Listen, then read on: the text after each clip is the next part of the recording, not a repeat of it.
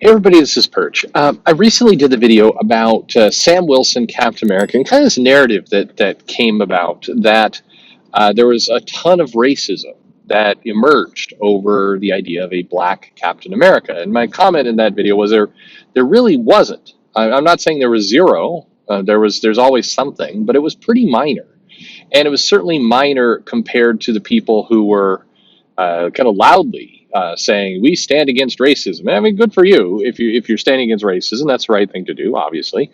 But misjudging the or misrepresenting the thing you're fighting against, I don't think is healthy.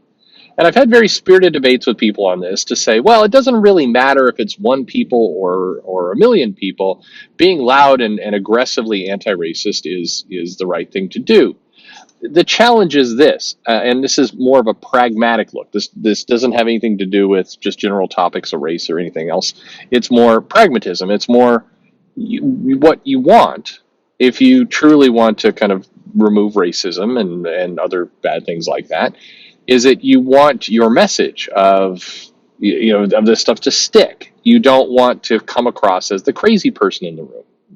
So if you're giving this very overreactive, what feels like a very dramatic response to something, and people are smart enough to know that that's not really the case, you can wind up doing more harm to your cause than good. That's all. But here's one that is a weird little cousin to that Captain America Sam Wilson event.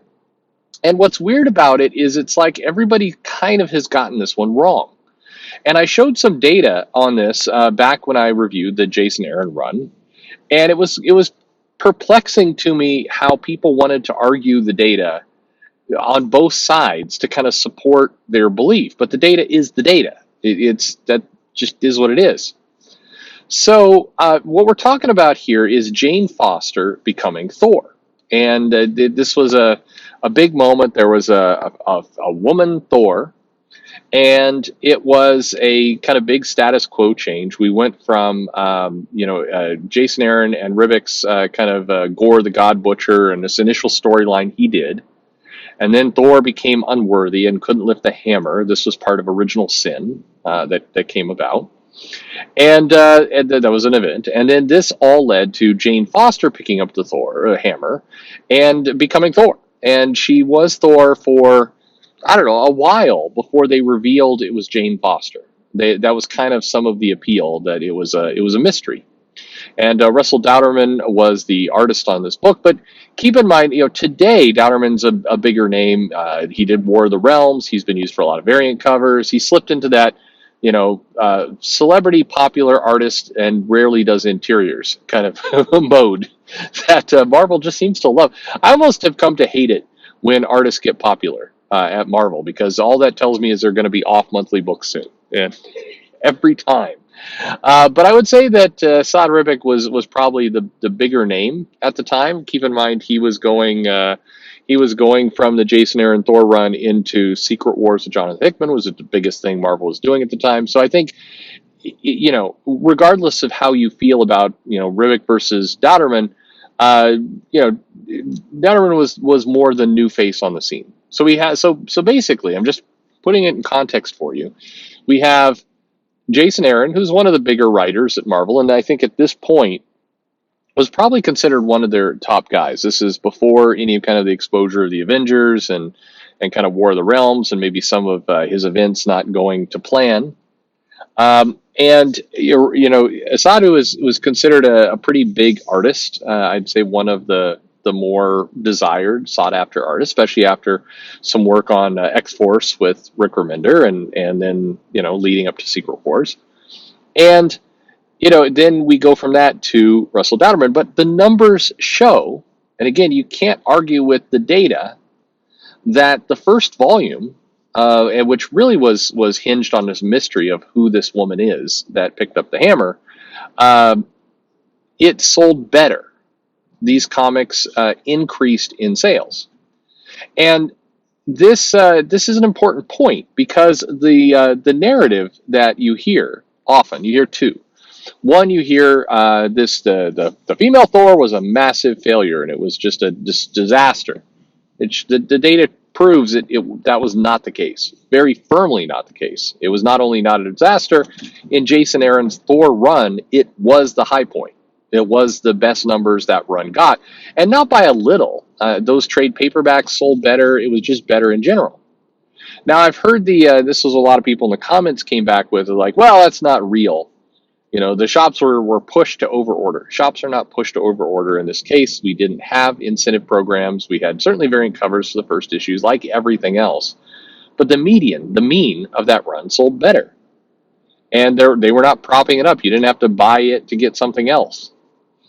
In addition, and I've heard this said a lot, and I feel like I'm a broken record at this point, but people have to get it in their head that comic shops are not just going to mindlessly overorder hundreds of copies month after month. Absolutely, comic shops make mistakes. They get tricked. They overorder on comics. That does happen. Absolutely, it does happen. However, what does not happen is they do not continue to reorder 10 months in a row. The numbers were relatively flat. And if you go to say, if issue 3 was overordered and now the comic shop has, dozens of extra copies, stacks and stacks of comics that are unselling, they do not continue because, the comic shop's not sitting there going, you know what, I think I'll just blow money because I want to support the social agenda of a female Thor.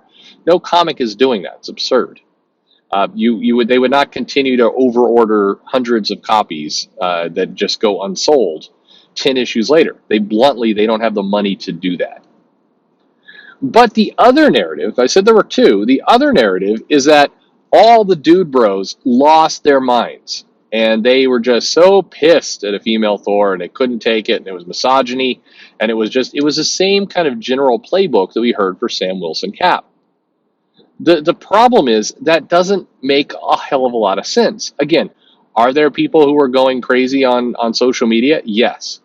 In particular, this amped up a little bit with one of the early storylines. I don't remember what issue it was. This is somewhere in the first 5, where Jane Foster Thor is going up against the Absorbing Man and Titania, whatever. And basically, Titania's like, "Oh man, I'm going to support girl power, so we're just going to give up because we want to give you one. Because good for you, a woman being a mage star." Now, the reason why that storyline is so stupid, of course, is because the Absorbing Man and Titania. Now it's stuck in my head that sounds weird. So I'm annoying everybody, but also annoying myself. Anyway, she's fought Black Widow, Scarlet Witch, the Wasp. I think Invisible Woman, Fantastic Four. She's fought women before. And so the idea of like, oh, finally we got a woman hero. Well, I'll just give you one. I'll go ahead and surrender and go to jail on this one. That's absurd. Why would she wake up one morning and be like, you know what, the next female hero that tries to come at me, I'm gonna just surrender. That's a dumb storyline. It was meant to be a little joke to support girl power. It was stupid. That was bad writing that neglected. What is like the Wasp and Captain Marvel and Black Widow and all these other characters have tangled with her before? I like She-Hulk. She-Hulk's had many fights. She-Hulk's got to be sitting here like, what the hell, Titania? So I'm not enough of a woman to And this is before She-Hulk looks the way she looks now. So I'm getting myself into trouble. Anyway, that storyline was dumb. And certainly a lot of people complained. There were plenty of comments and message board stuff and talking about, hey, this is stupid and everything else. However, the sales are the sales, and the sales stayed high. So the puzzling part about all this is that we got, again, force-fed this narrative of all the dumb white dude bros. You got to slip race in there as well, just for kicks. You throw all the things. All the dumb white straight dude bros. So you got to put sexuality as well. All of those people, they are just hating on Thor. Well, the sales showed that people showed up and were excited and bought it. So I guess my comment would be, and here's the question mark I have, like, why didn't you make the more accurate argument of the angry white dude bro incels, whatever you want to call them? Clearly, they aren't reading comics in the first place, or they're not buying anything, or screw those guys, because They can be as angry as they want. Our sales went up. So screw you. You don't know what you're talking about. Like that, if you want to really stick it to those people, like do that because you had the data on your side. The data was showing that people were buying this comic. Instead, there was almost this desire to kind of portray the Jane Foster Thor and this whole storyline as a victim, as like, oh my god, it's having to fight for its life against the dude bros. But it wasn't. It was doing well. Like you take the win and actually make fun of people who are complaining. Say clearly you're out of touch, because that's one of the things that the people complaining about current Marvel comic direction are often saying that Marvel Comics out of touch. They're not writing to the mainstream. They're not giving fans what they want. Well, in this particular case, the data showed, the sales showed that by and large the mainstream was into it. They were more into it than a higher profile artist on white guy Thor, that they were more into Jane Foster Thor per the sales.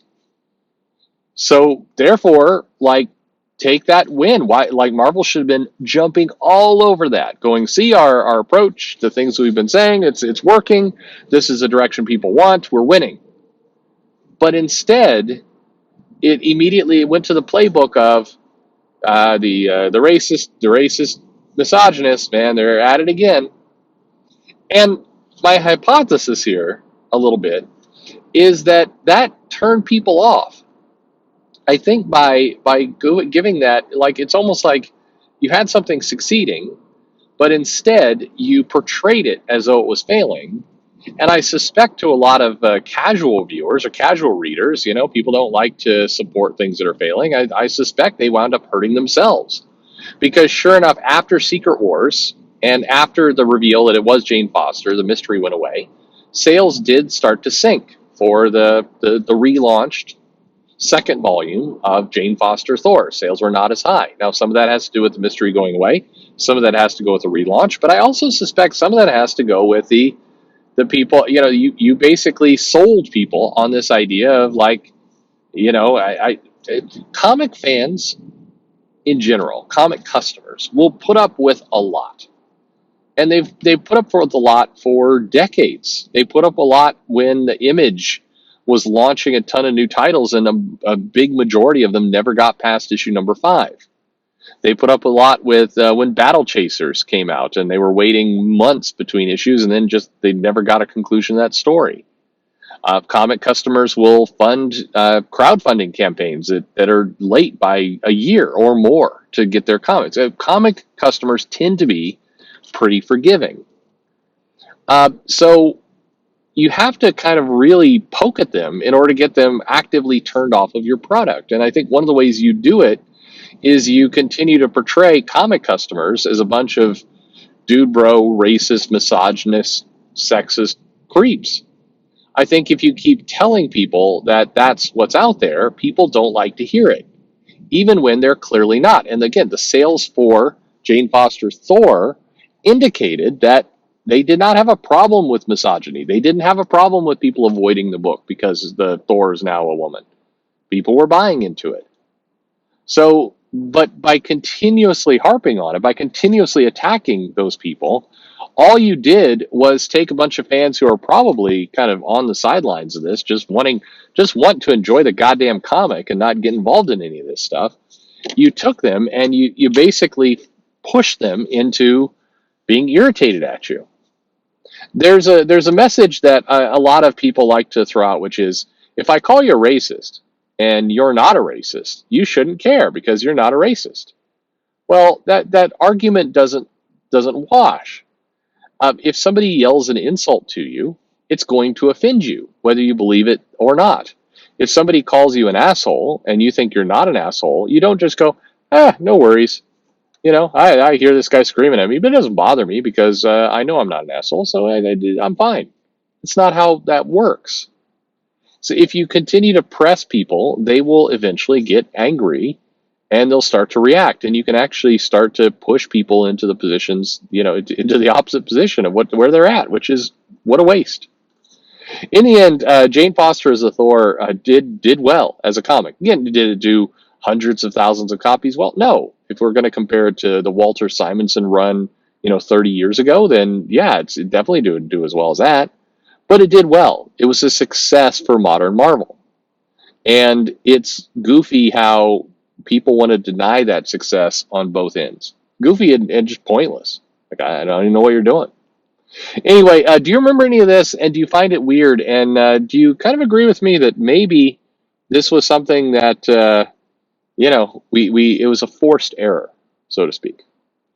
Let me know your comments below. Hey, like and subscribe, and thanks for listening.